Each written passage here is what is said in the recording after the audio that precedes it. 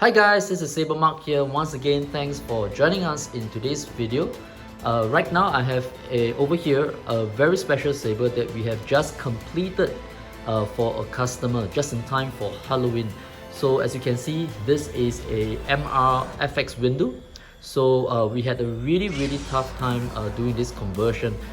We have done many others before with the Vader, the Anakin, Attack of the Clone, the Yoda version, the Graflex, and a few others, but we have never done one on a Windu.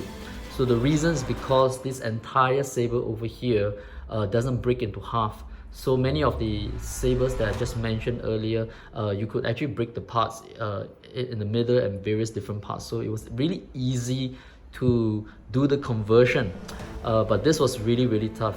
So one of the things that the customer has requested was that we do a complete cleanup of his entire saber.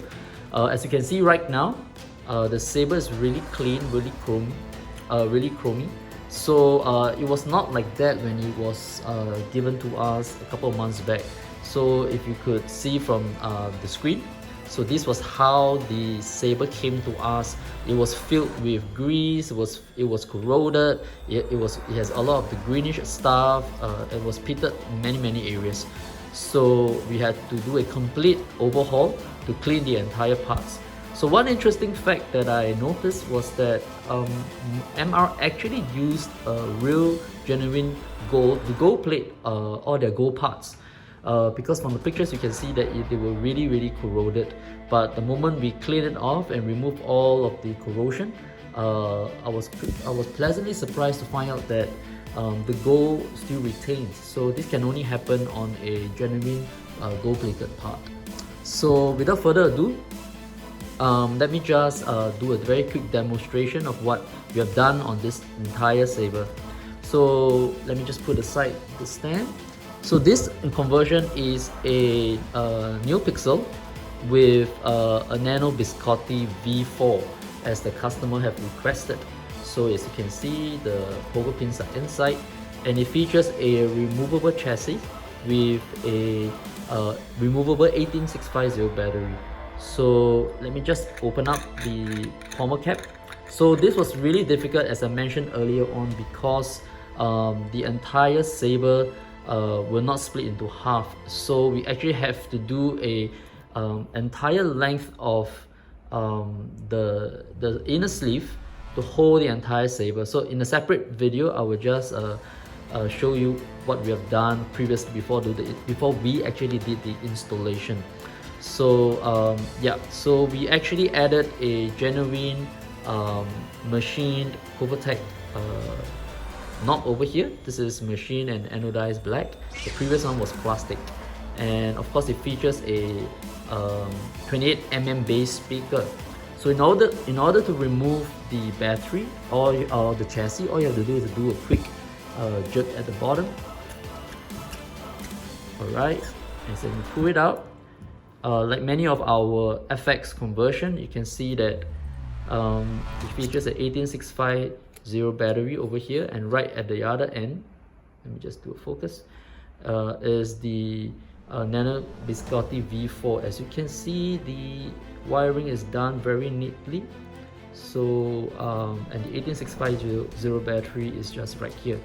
So as you can see over here, if you can see the entire inner sleeve, I'm not sure you can see that, but it basically stops the entire saber, entire chassis from moving all the way in. So this one just pops in, and this is the cap. Just put it back,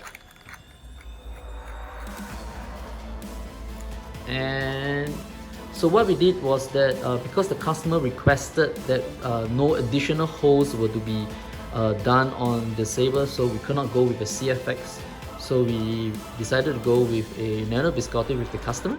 So it has 3 sound banks and 3 blade profiles, and he wanted it to be using the original switch, so the sliding switch version. But as you know that the Nano Biscotti V4 does not allow latching switch, so we actually had to put a tactile switch right at the tip over here, and so it will activate. So in order to activate the saber, all you have to do is press it upwards and it will boot up. So it features a 36-inch blade as the customer have requested. Yes, fairly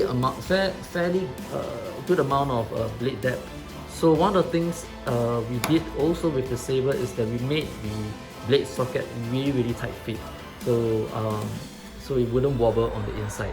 And as you can see, there is also a retention screw right on top, perpendicular to the switch on the bottom over here. So let me push the blade in right now. Alright, and it fits all the way in. Alright, so in order to activate the saber, alright, and it has flash on flash. Push it upwards to off. Let me just focus now, just press up. You hold on, and then you let go. So if you want to change sound banks, all you have to do is hold it upwards. First beat, second beat, and then you let it go, and then you press and let go again.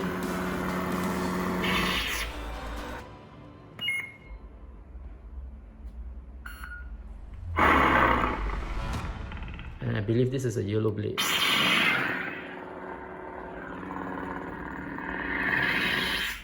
So it goes back up again, and you have silent mode on the first beat. Hold it up, first beat, second beat, and you let go, and you get your purple color again.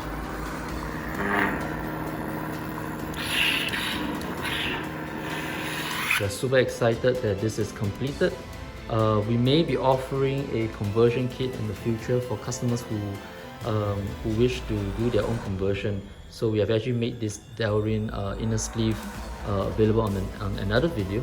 So yep, so this is completed and we are really excited to pass it over to the customer real soon. So if you would like to do a conversion like this over here, you can contact us at you can go to our website at www.sabermach.com, or you can also email us at sales@sabermach.com for your various inquiry regarding our conversions. So yep, so this is a very quick demonstration of the video on a FX MR Windu with NeoPixel and NeoPixel TV4. Alright guys, thanks for watching and I'll see you in the next video. Alright, so right now I just wanted to show this custom chassis that we machined out of a black Delrin, so that it would actually fit the entire master replicas Windu's hilt. So what is so difficult about this particular chassis is that this entire saber actually doesn't break up in the middle or at the emitter. If you look through the internals, there are actually some rubber grips here that will depend on the chassis to hold it there, otherwise it will be plunging down. And I'm not sure if you can see, the Windu Saber actually have this side columns that is not circular. So so there are many steps in between the saber, and then of course another deeper step over here. So it makes it one of the most complex FX conversion we have done. So to simplify the conversion, it was necessary for us to make a inner sleeve or part of the chassis, which includes the pocket over here that is milled down for the control box and everything else, and it holds a 1-inch blade. So if you see this will go popping right in. Now you realize this is a little bit loose, but once we put this entire sleeve right into the saber itself, you will see that it actually tightens up. So this entire thing requires no screws to hold on to on the inside of the saber. So so what happens then is this is the actual electronic chassis that's been machined as well, and this will go and pop right through it. with a 28mm base speaker that you can attach here. So there's a step over here that actually holds the chassis from going all the way in. So I'm just going to demonstrate how this works. So this entire thing actually fits in, and by halfway through the mark you realize that it's a little bit tight, and you just need to align the switch box, the pocket.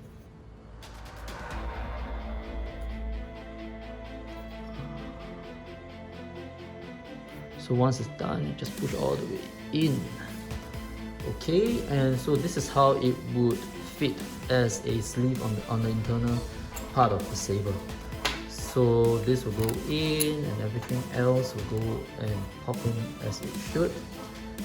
And so this, after you have done all the things you require, it would